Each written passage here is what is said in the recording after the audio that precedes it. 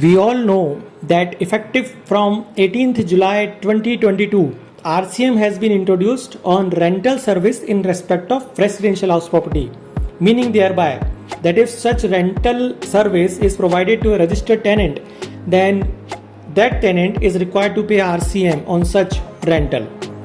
The RCM liability on registered tenant shall apply irrespective of whether the landlord is registered under GST or not. Now let us see the implications of RCM introduction vis-a-vis the liability to get registered under GST from the landlord's point of view. Let's take a situation where the landlord of the residential property is exclusively engaged in the supply of rental services in respect of residential properties only, and aggregate turnover from all such rental services during the year exceeds the threshold limit of rupees 20 lakhs in case of services. Now, if in this case tenant is registered under GST, then RCM will apply, and accordingly the landlord is not required to take registration under GST.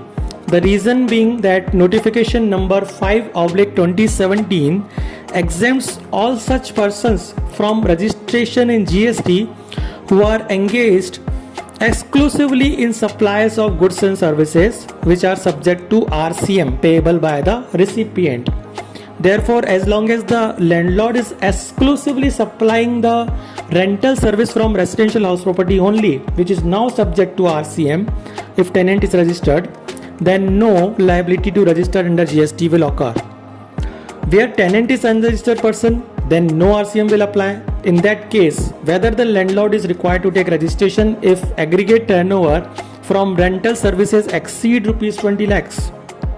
Well, in that case, the landlord is exempted under section 23 subsection 1 clause A, read with notification number 12/2017 CT rate, provided he is engaged exclusively in the supply of wholly exempt goods and services only.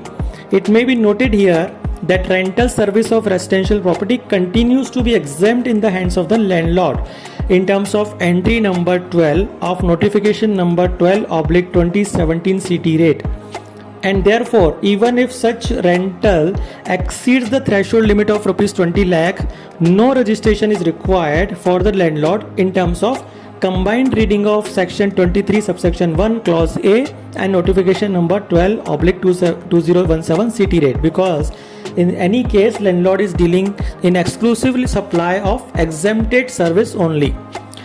But if the landlord has some commercial property as well, say some shop or shopping establishment, and that is rented too, then the benefit of this section will not be available, and accordingly registration under GST will be required on crossing the threshold. Another important aspect, if someone has commercial properties located in more than one state, whether he is required to take up the registration in each of those states? The answer is no, since place of supply does not determine the liability to register. One has to get himself registered under GST only on crossing the prescribed threshold limit in every such state from where he makes taxable supply of goods and services. So even if commercial properties are located in different states and the landlord crosses the threshold, he need not register himself in each of those states. He can continue to supply from his origin state and get registered in the origin state itself, that is the state of his residence, for the simple reason that he doesn't have any place of business or fixed establishment in any of those states. Thank you.